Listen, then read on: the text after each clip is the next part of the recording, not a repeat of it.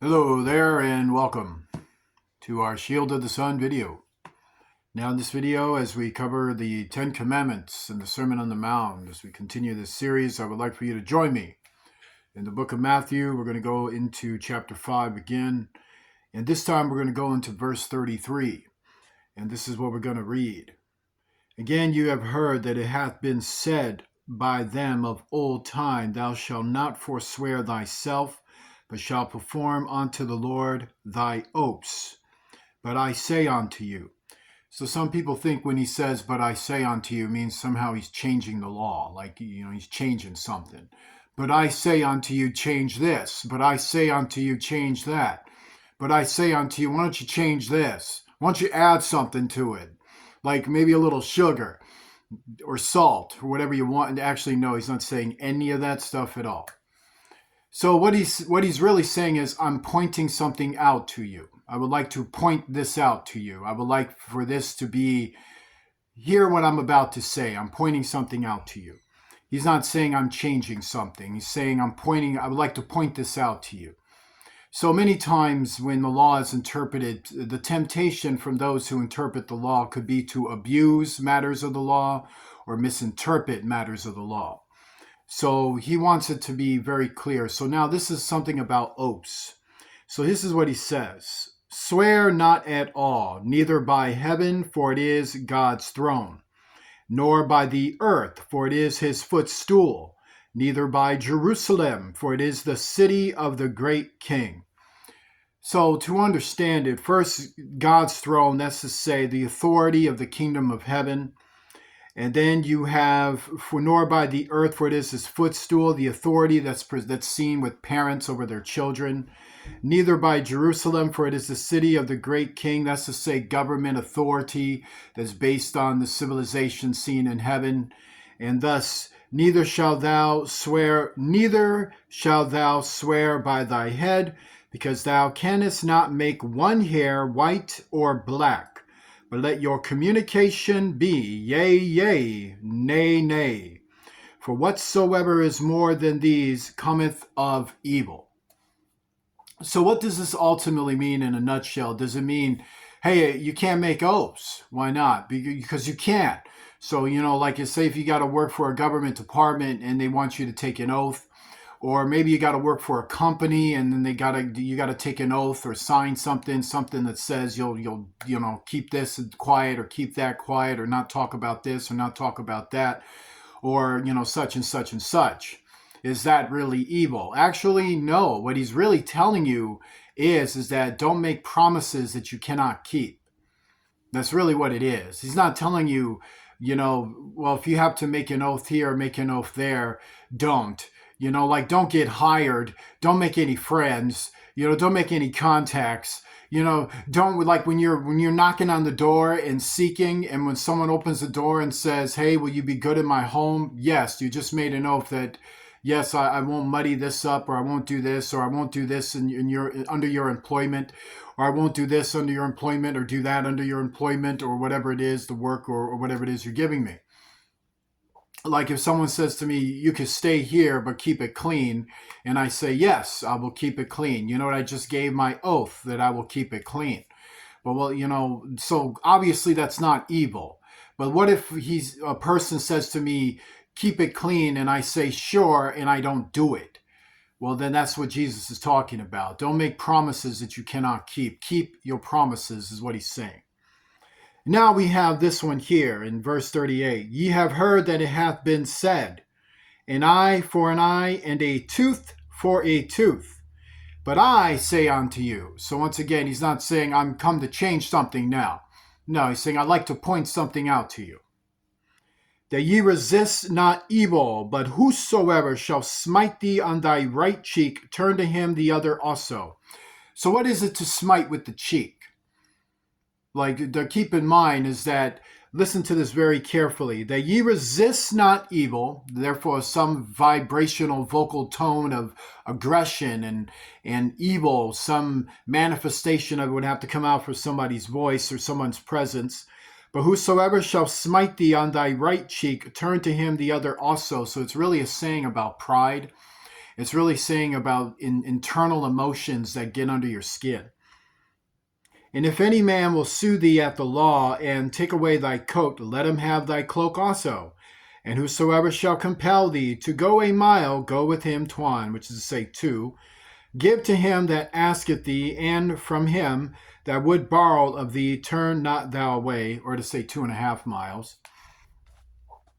Ye have heard that it hath been said, thou shalt love thy neighbor and hate thy enemy. So before we get into all this, let's look at eye for an eye and what does this actually really mean? What is he actually really saying? So verse 39, he's talking about verbal assaults. So there are verbal assaults that people can level against you. People can call you some pretty awful names. They could say some terrible things to you. Might say things about your son, your daughter, your husband, your wife, your family, your children, or so, like I covered them, but you get what I'm saying. Maybe your friend, maybe your dog, maybe your pet, maybe your favorite hangout, maybe your favorite music, your favorite thing. People can talk a lot of stuff. So whatever they're saying to you that gets under your skin is saying resist is to say you want to go and fight with the one that is, slighting you. That's what it means with the cheek, is that this is a slight that is taking place, which comes from way of offenses that come by verbal abuse. Jesus would like for you to ignore verbal abuse. This is what he would like for you to ignore. And if any man will sue thee at the law and take away thy coat, let him have thy cloak also. So some people can get sued for things and you might lose out. And if you lose out, some people might feel they want revenge. Do not seek revenge when someone sues you or manages to find a way to take something from you, because the truth of the matter is God doesn't want you doing that either. And whosoever shall compel thee to go a mile, go with him twain. So that's to say, when somebody is slowing you down, or somebody is messing things up to make you work harder and harder and even beyond what you're known for doing, and you found out what that person was actually doing, and thus the temptation is to give violence to that person and to pay that person back in other ways as well. So God doesn't want you to do that either. Give to him that asketh of thee, and from him that would borrow of thee, turn not thou away, because usually we respect repayment. We want repayment for what's been given. God's saying don't expect any, just borrow without repaying. Ye have heard that it hath been said, thou shalt love thy neighbor and hate thy enemy. But I say unto you, love your enemies, bless them that curse you, do good to them that hate you, and pray for them which despitefully use you and persecute you. So in order to understand where he's coming from with this, we have to understand, first of all, the thing that we covered in the last video.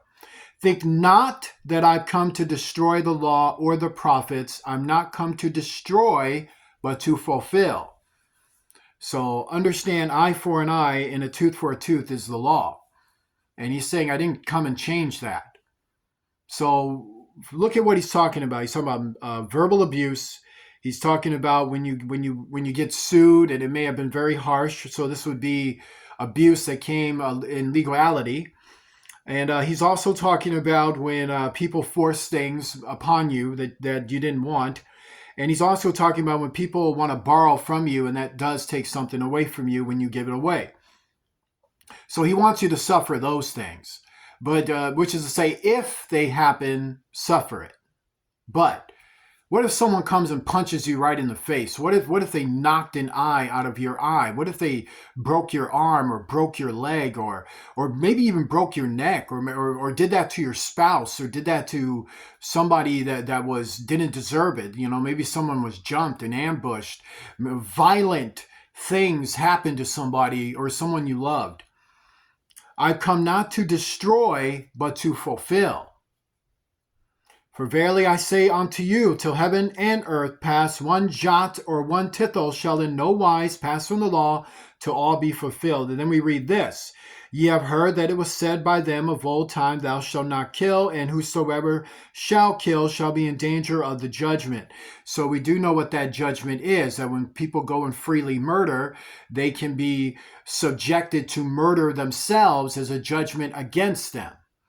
So then we read further about how this is done through proper agents as we as we did that study in the last video, learning that there are persons like what you call blue law enforcement, that's to say police, SWAT, state, local, then we got black law enforcement, that's federal law enforcement, that's CIA, that's NSA, that's the FBI, and etc. We have white authority, that's to say, that's government positions, things of this nature.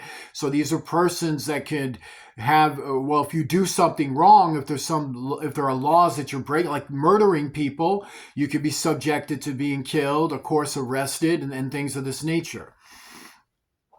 And so now let's look further at it. So let's study more about this particular thing about eye for an eye. So now you're going to join me in the book of Exodus. And when you join me in the book of Exodus, you're going to go into chapter 21. So we're going to go into 21. And when we go into 21, this is what we're going to read here. So let's follow along this thing here. So in verse 21, we're going to read in chapter 21, verse 22 in the book of Exodus. Okay. If men strive and hurt a woman with child, so that her fruit depart from her, and yet no mischief follow, he shall be surely punished according as the woman's husband will lay upon him, and he shall pay as the judges determine. That's to say, someone is given the legal ability to send a message to that person and beat that person to a pulp for that incident. Now we got 23. And if any mischief follow, then thou shalt give life for life. That's to say that if somebody wants to get payback for the righteousness that was done, then the payback that follows in legal recourse as a member of their family is to die. Eye for eye, tooth for tooth, hand for hand, foot for foot, burning for burning, wound for wound, stripe for stripe.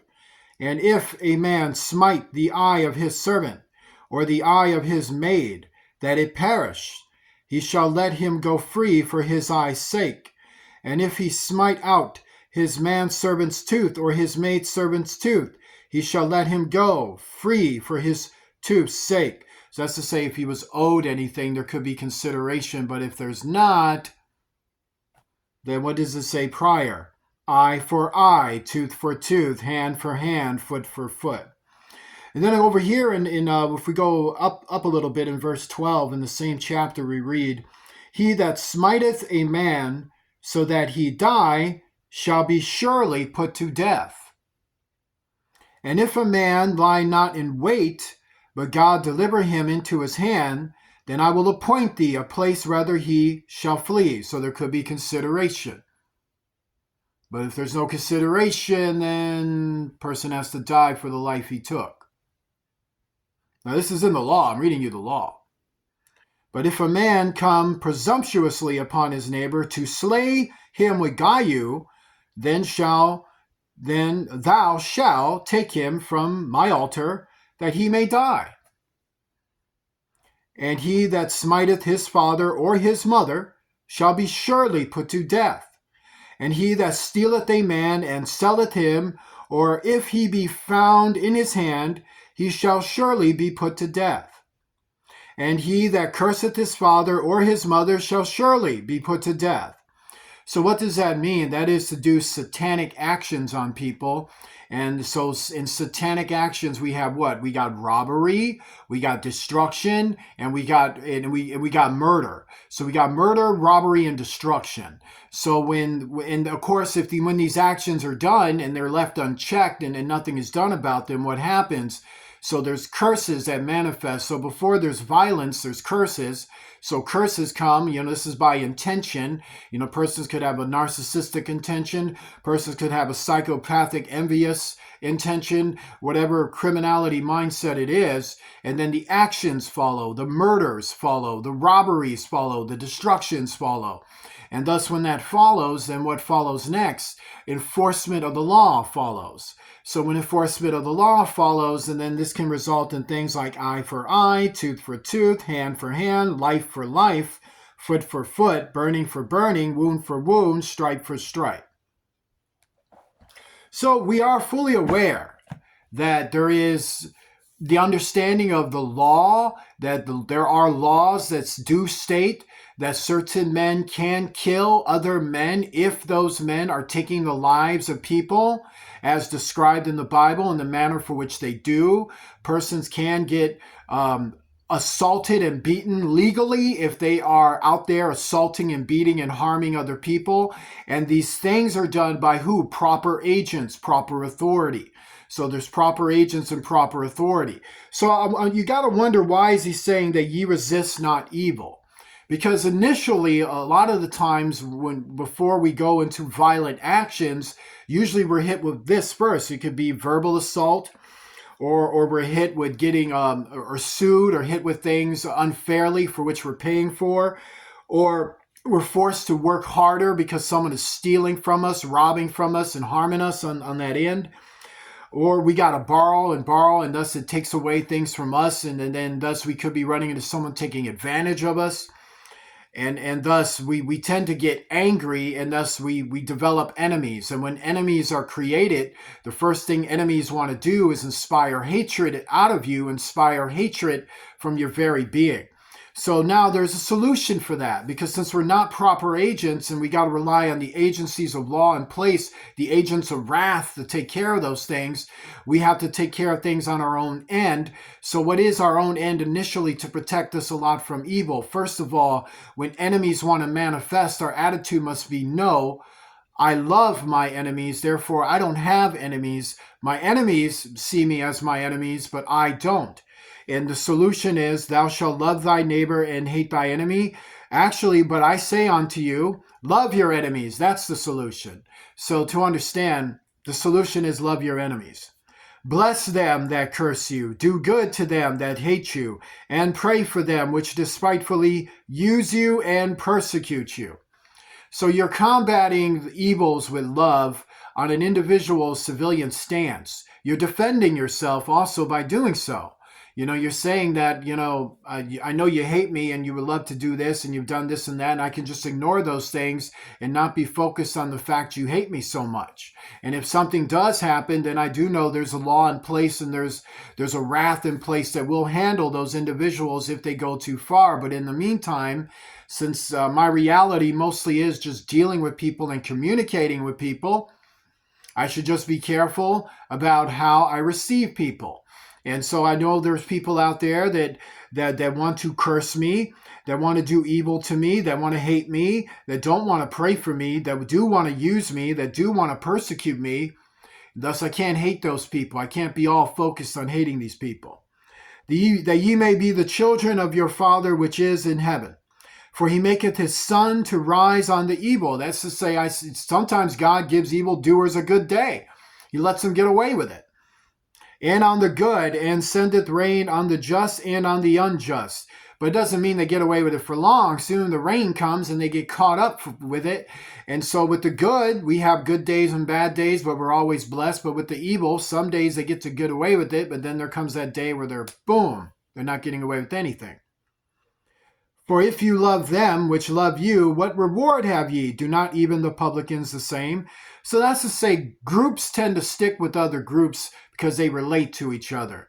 So if they know how to show love to each other already, is it not that they're liars when they say they can't love other people when it's clear they can love persons like them, or how they perceive it? And if ye salute your brethren only, what do ye more than others? Do not even the publicans so? So saying, don't behave in clique mindsets where I just stick to my group, my neighborhood, my thing. How much money do you make? What's your social living stand? Do not make friends based on wealth, is what he's saying. Do not make friends based on social standing of living and wealth and economy and all that, because once you start doing that, then you set yourself up for being loveless. But be ye therefore perfect, even as your Father, which is in heaven, is perfect. So that's to say, God's got it all. He lacks nothing. And thus all of us, from billionaires to a person with 2 cents in his pocket, is all equally broke before the eyes of God. They're equally poor before the eyes of God. They're equally nothing before the eyes of God. You're a pauper, you're a no man, you're a wanderer, you're homeless. all of that before God. All of that. It doesn't matter who you are, president, billionaire, you're all broke before the eyes of God. And God's saying, I love you all equally. I love you all the same. You're all the same to me. So treat everyone else as you want to be treated. Treat everyone else the same to the degrees for which has been given you, and to acknowledge who they are, and to act accordingly. Join me in a prayer. Lord Jesus Christ, I pray, Lord, to cast down evils from our lives, and to cast down all pride from our lives, and to cast down all lies and deception, and to deliver us from hateful feelings for all enemies, and that we live these words each and every day, and that we fill our lives with the Holy Spirit and the Word of God, and to forgive all of the grievances against us, and help us to overcome all the adversities for which has been placed before us, to overcome through your power, might, and will. In Jesus Christ's name, amen. Like to donate to Shield of the Sun, please do so using Cash App, the $ Shield of the Sun, spelled in small case letters closed together. I want to say God bless you to each and every one of you. You can follow the descriptions in the description box below, and I'll see you soon.